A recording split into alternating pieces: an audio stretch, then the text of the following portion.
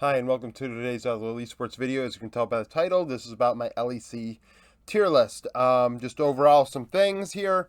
I'm using good, average, bad, and omega lol bad because everybody uses S through F or whatever, and I'm not going to do that.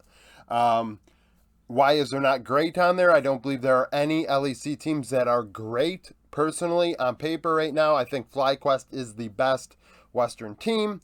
Not saying much. The West is not anywhere comparable to the East, for the last couple of years. More going into that, I really think the LEC this past offseason got worse in general. G2 letting Yankos go, so there's a big question mark with Yike.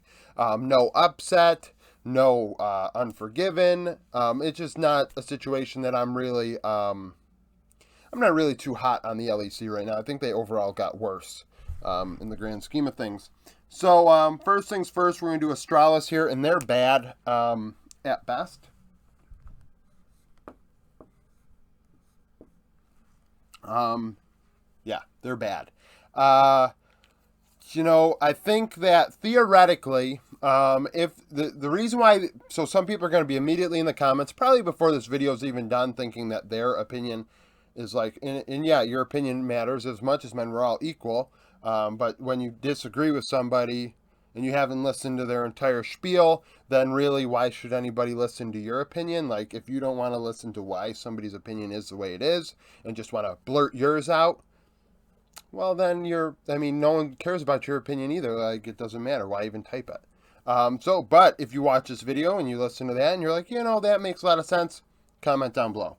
Astralis, I think that theoretically, when we compare them to the worst teams, the teams I'm going to have around their level or below them, I think Finn is probably better than them, and honestly, Kabe and Yonghoon, in the bot lane, I think that they were actually good at times last split. Jonghoon playing a big role in why Astralis had some success, as well as Xerxes 1v9ing. I think 113 stinks on paper, so Astralis are bad at best, and they could be omega lol bad, theoretically. Kabe, eventually Kabe's just going to hit that wall in his career where he's going to be awful. Some people probably would argue he's already there. Omega lol bad is BDS. So Astralis I have better than BDS. Makes sense, right? They're better with Crowny than they are with Xmatty, but Nuclear Int only had like one really good game last year, and it was a great game. Top lane is still pretty sus with Adam, Sheo in the jungle. At least like they're changing some things, but I don't think they got better. I really don't. I think that they are about where they were, if not worse. Crowny is the upgrade, but outside of that, Urdate was definitely the guy, or Urdot was the guy I would have rather had at support than I believe like Lebrav. So Fnatic,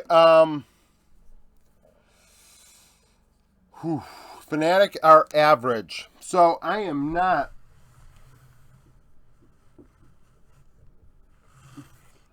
So I believe Fnatic, if they had hit, let's say hypothetically they'd kept Hillsong and did not promote Rux, I'd have them as a good team. And that's not saying that I love Hillsong. I think that he is an intern now at this point in his career. He's definitely had better days. But Rux has 2 games of experience, and there is no way in hell I am going to think in any way, shape, or form that just 2 games is enough to make Rux put them at the good tier. Humanoid's very good in mid. Wonder is very good in top lane. Razork does his job. Reckless, let's see how he does in his return. But Rux alongside him is going to put, Reckless may be a better support than Rux outright if Reckless played support. So, average. So, there's that. Good, G2.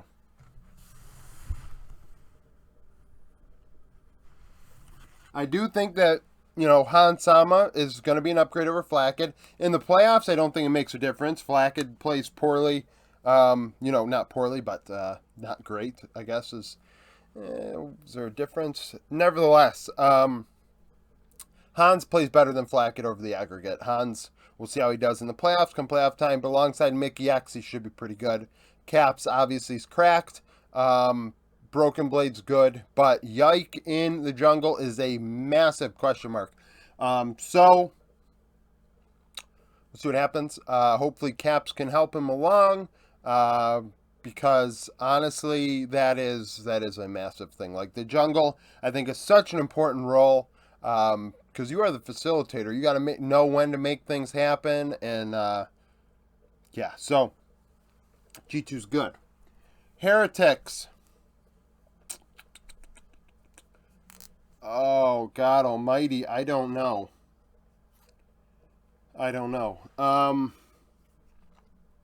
So working through this, I think Eevee is washed. I love that Eevee is in Europe. I think that is awesome that they have a Japanese import, but I think he's washed. Yankos, you could argue, is washed. I mean, Yankos was solid at times last year, but he also was on G2. Now he's on Heretics, who Ruby in mid is a massive, massive question mark. So what does that mean? Bot lane Jack Spectra, what does that mean, really? A lot of question marks. So honestly, I'm having a tough time here, and some people like to put them in a higher standing than I do, but really I don't. I don't know, because I have never seen Jack. Caveat: I've never seen Jack Spectra play. I've never seen Ruby play. I thought Mercer looked okay. Yankos is obviously Yankos, and I've seen Eevee at international events. So it's like I'm going to put them in between here, in between.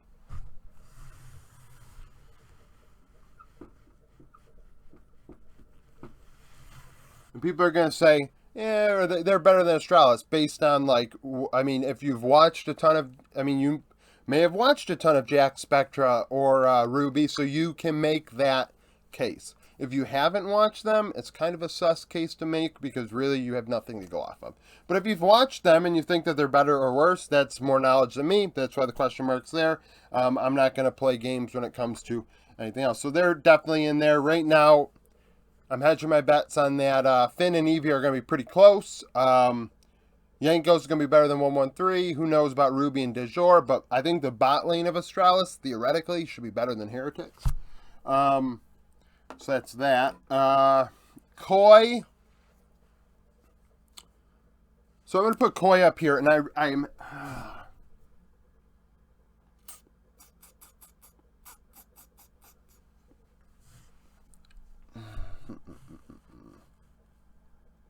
It's tough. Like, are they more like Fnatic or more like G2 with their question mark in top lane? One could argue they're more like G2 because Shigenda is young, like Yike. But at the same time, Malrung is, you know, pretty coin flippy. But Larson's good. Bot lane's good. So we're going to go with Koi up here. You know, they're up there, right? You know, mid is one of the best laners in the region. Bot lane played the best at the end of summer, played the best at Worlds out of the LEC bot lanes, and actually comp played very well at times throughout the summer. I say it every time. I think Trimby did a lot of that, but comp, you know, is no slouch. So they're up there for now. So that's where I have them. Mad Lions, I definitely have in the average group. A lot of people giving Mad Lions a lot of crap, but Elyoya is extremely talented. One of the better players in the region outright. I think that is, you know, kind of sus to not think. I mean, you know, so, like, if you think about it, Elyoya Niski I probably have over DeJour 113, Yankos Ruby, and Nuclear and Sheo. So Mad Lions are up there. I think the bot lane, although it is not good, Karzi is not good, and Hylissang are not good. I think that their bot lane is better than Heretics on paper right now, and BDS for sure. So there's that. Top lane, a wash compared to Armit, we're going to say. I've never seen Chassis play, so that's where they are for now. SK. Marcoon and Sirtus are okay. Bot lane is okay. Top lane is so bad. So bad.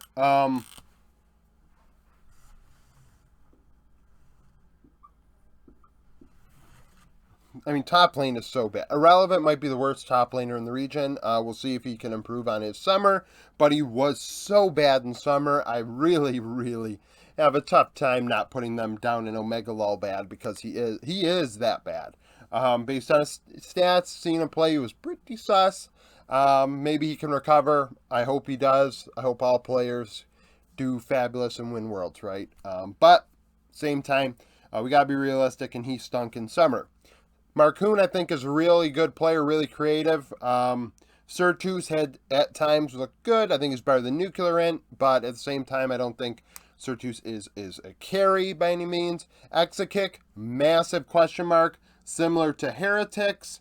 So there is that. And then,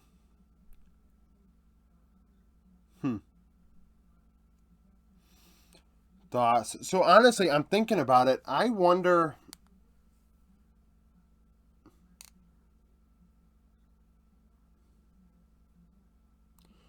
Ooh, maybe actually, I'm gonna put SK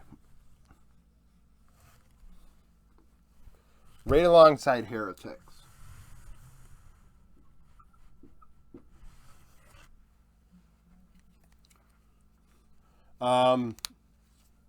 Yeah. Yeah. Because there's a lot of question marks there with SK. That these teams are more so because I have question marks that need to be answered. That, like, what are these rookies going to do? I haven't watched a lot of them play. Exakick's numbers are absolutely outstanding, where Jack Spector's did not look outstanding. So there is a thing there. So that's that. Vitality. So Vitality I have in the average group, and people are not going to like that. Because they, I mean, are really something else. So, massive question marks with Photon and Bo. We love to look at Bo's solo queue and say, oh, wow, he's great. Look at him. Look at what all he's doing,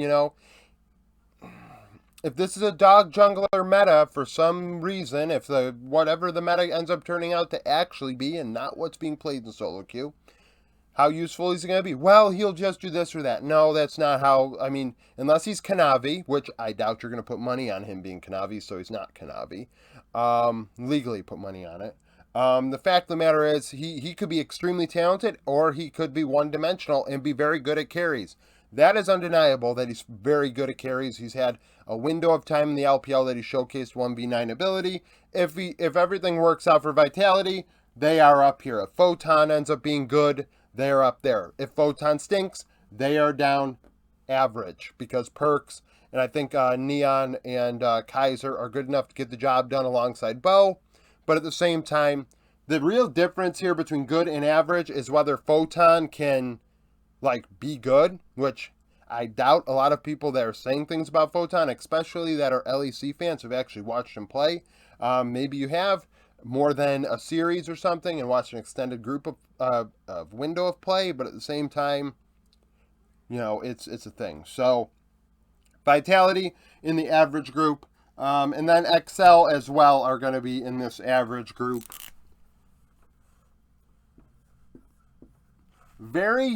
So XL.